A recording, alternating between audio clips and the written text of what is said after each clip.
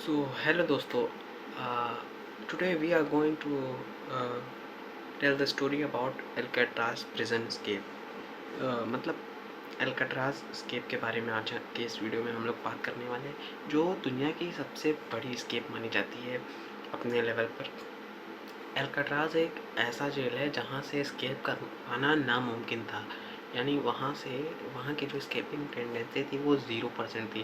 But in 1962 या वहाँ पर एक केस होता है कि अचानक से तीन आदमी, एक तो एंगलिन ब्रदर्स थे और एक थे फ्रैंक मॉरिस, तीनों फरार हो जाते हैं। ऐसा कि प्रोसेस में किसी को पता तक नहीं चलता वो कहाँ गए हैं। तो आइए आज की इस वीडियो में हम जानते हैं कि वो कैसे भागे, वो कहाँ से भागे, क्या प्लानिंग थी। टोटली इस वीडियो में आपको आज पता चलेगा। सो वीडियो को एंड तक देखिएगा, आपको बहुत ज़्यादा मज़ा आने वाला है। तो चलिए स्टार्ट करते हैं। सो अल्काट्राज जो है वो एक प्रिजन है यूएसए में, जो कि सैन फ्रांसिस्को के एक आइलैंड में से एक आइलैंड अल्काट्राज भी है, जिसका नाम अल्काट्राज है। और ये जो है चारों तरफ स्ट्रॉन्ग वॉल और क्या कहते हैं कोल्ड वाटर से सराउंडेड है। पीपल कहते हैं, जो वहाँ के लोग हैं वो कहते हैं कि अल्काट्राज से एस्केप कर पाना नामुमकिन है, क्योंकि उसकी जो प्रिजन की जो वॉल्स हैं वो बहुत ही मतलब मजबूत हैं और हाई फेंसिंग से लेस है। वो जो प्रिजन है, डोर्स बहुत अच्छे हैं, हर तरफ चारों तरफ गार्ड्स फैले हैं। और वहाँ पर इसी कारण से वहाँ पर जितने भी देश के, यूएसए के जो जितने भी बहुत ही डेंजरस क्रिमिनल्स थे वो उनको वहाँ पर भेजा जाता है।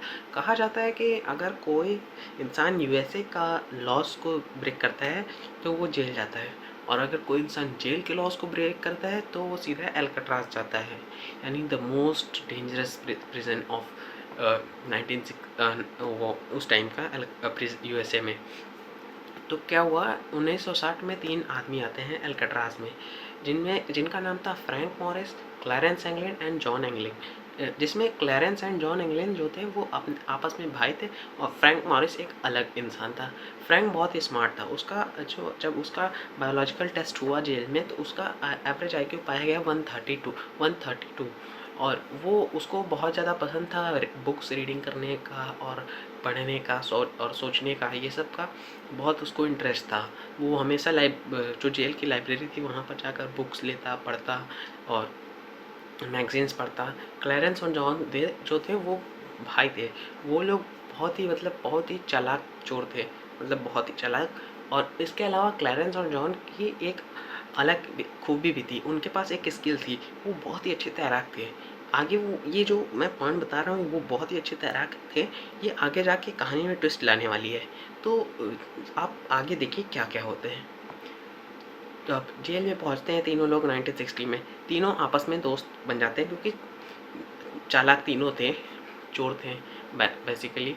वो आपस में सीक्रेटली बात करते थे और वो अल्काट्राज से एस्केप करना चाहते थे। इस वजह से उन्होंने आपस में फ्रेंडशिप स्ट्रॉन्ग बॉन्ड बना लिया। तो और फिर उन्होंने प्लान बनाया।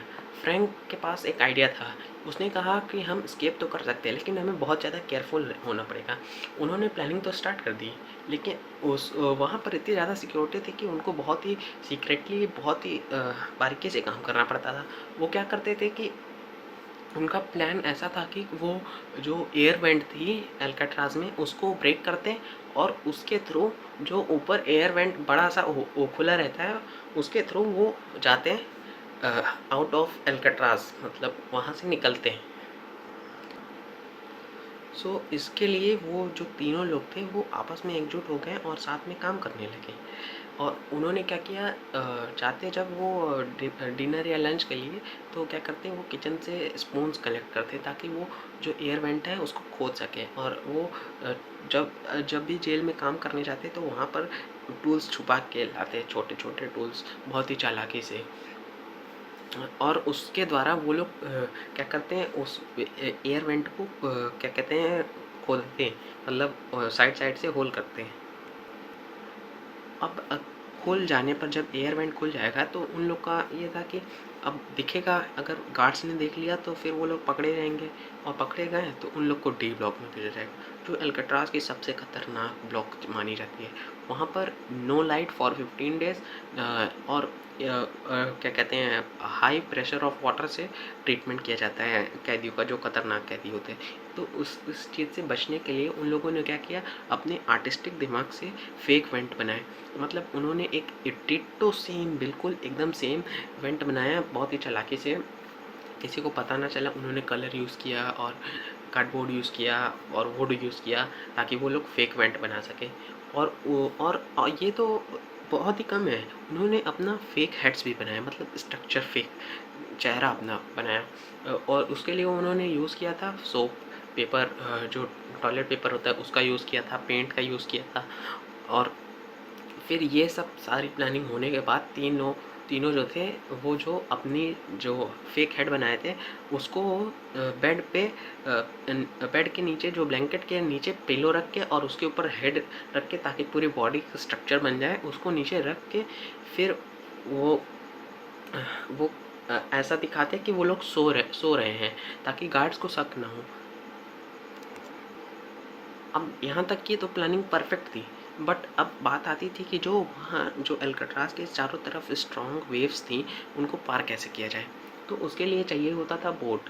तो बोट वो लोग कहाँ से बना पाए, तो उसके लिए उन्होंने क्या किया, जो जेल के अलग अलग कैदी हैं उन लोगों से कलेक्ट किया रेन कोट्स, ताकि वो लोग बना सके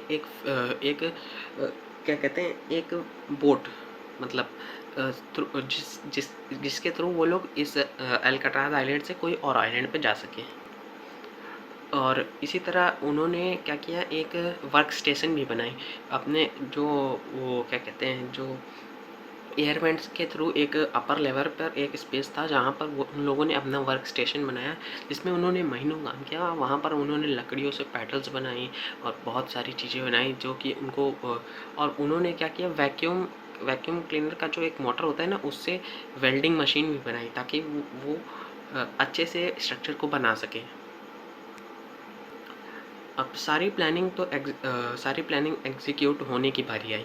अब सारी चीज़, क्योंकि सारी जो प्लानिंग के इक्विपमेंट्स थे वो सारे तैयार थे। सो अब आता है एस्केप का दिन, और ये दिन है 11 जून 1962। रात बहुत ही मतलब काली थी, बहुत ही अंधेरी, मून लाइट नहीं थी उस रात में। और प्रेजेंट जो था वो बहुत ही क्वाइट था, मतलब बहुत ही शांति, जिसको बोलते नहीं, पिन ड्रॉप साइलेंस, अगर पिन भी गिर जाए तो बहुत तेज आवाज़ आए, ऐसी साइलेंस थी। फ्रैंक एंड लॉरेंस जो थे और जॉन जो थे, वो तीनों अपना फेक हेड्स जो है उसको बिस्तर के नीचे रख देते हैं, और फिर वो क्या करते हैं, वो ऐसा घुटने के बल क्रॉल कर के उस जो फेक वेंट से अपना होल बनाया था बड़ा सा, उसके थ्रू जाते हैं और जब अंदर चले जाते हैं, तो फिर वो बाहर से अपना जो फेक वेंट बनाया था उसको सेट कर देते हैं। फिर उसके बाद उन लोगों ने बहुत सारी चीज़ें बनाई थी, उसका यूज़ करके वो लोग जाते हैं टॉप ऑफ द एल्काट्राज़ पे।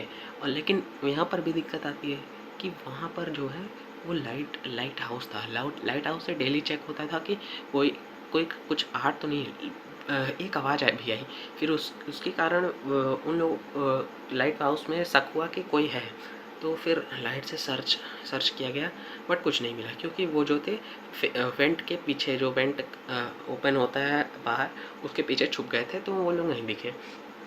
फिर उसके बाद वो लोग जो थे, अपनी जो राफ्ट थे और जो पैडल्स थे, उसको लेके एक ऐसे शोर पे जाते थे जहाँ वो ऐसे शोर पे गए जहाँ से ना अल्काट्राज़ दिखे, और ना ही वहाँ से अल्काट्राज़ दिखे, ना ही अल्काट्राज़ से वो जगह दिखे।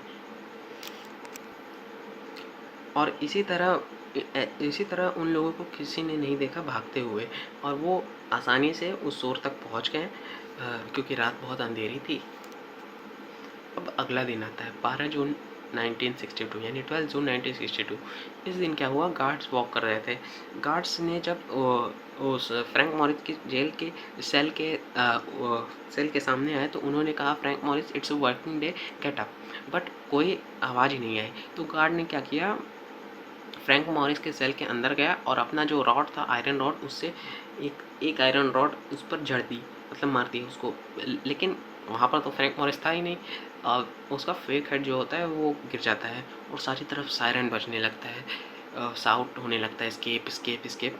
फिर अब क्या होता है, FBI की टीम आती है सर्च के लिए। पूरा छान मारा गया अल्काट्राज पूरी तरह, एक एक कोना। उन उन लोगों ने ये तो पा लिया कि हाँ फेक वेंट बनाया है, ये सब किया है, प्लानिंग वो लोग समझ गए, लेकिन वो लोग इनको पकड़ नहीं पाए, फ्रैंक मॉरिस और एंगलिन ब्रदर्स को। अब FBI पूरा हेलीकॉप्टर से, पूरा क्या कहते हैं, पूरा बोट से, पूरा एक स्कूबा डाइवर्स आए हैं खोजें, लेकिन वो लोग मिले ही नहीं, ना उनकी डेड बॉडी मिली ना वो। कुछ लोग कहते थे कि वो ड्राउन हो गए, यानी वो डूब गए, लेकिन उनकी डेड बॉडी तो मिलनी चाहिए थी, लेकिन वो भी नहीं मिली। और उसी समय एक एक USA में एक जगह पुलिस स्टेशन में रिपोर्ट लिखाई जाती है कि वहाँ से एक कार चोरी हुई है रात में, जो कि बहुत ही तेज़ी स्पीड से दूसरे कंट्री की ओर गई है। तो इससे कयास लगाया जाता है कि फ्रैंक मॉरिस जो हैं और एंगलिन ब्रदर, वो तीनों जो हैं बाहर निकल गए। अब दिन बीतते गए, साल बीतते गए, महीने बीतते गए, FBI ढूंढती रही फ्रैंक मॉरिस और एंगलिन ब्रदर्स को, लेकिन वो लोग पा ही नहीं गए। फिर बाद में क्या हुआ, 2015 में एंगलिन ब्रदर्स की एक पिक्चर बाहर आती है, जिसमें ये कयास लगाया जाता कि जो जो दो व्यक्ति हैं, ये जो आपको स्क्रीन में दिख रहे हैं, ये दोनों एंगलिन ब्रदर्स हैं। ये फेमस पिक्चर को मैच किया गया, बट क्योंकि फाइल क्लोज हो चुकी थी, बट तो इस पर ज़्यादा रिसर्च नहीं हुई। और इसी तरह जो एस्केप फ्रॉम एल्काट्राज है वो फेमस हो गया, इस पर कई पिक्चर बनी है, कई मूवीज़ बनी है, कई वेब सीरीज़ बनी है, कई बुक्स लिखी गई हैं, कई नॉवेल्स लिखी गई हैं, लेकिन आज भी जो ट्रुथ है वो आज भी पता नहीं चल रहा। सो ये थी एल्काट्राज एस्केप की स्टोरी, एक ऐसे अनस्केपेबल प्रिजन से एस्केप करने की स्टोरी। आप जान सकते हैं कि एक अच्छा माइंड मतलब क्या क्या कर सकता है फ्रैंक मॉरिस का, क्योंकि IQ जो था वो 130 था, 130 IQ की पावर थी।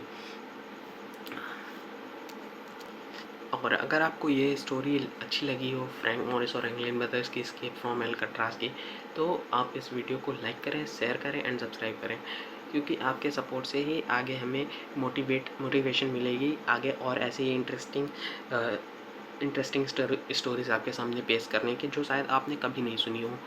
So let's over this video, और मिलते हैं नेक्स्ट वीडियो में, तब तक के लिए ओके बाय।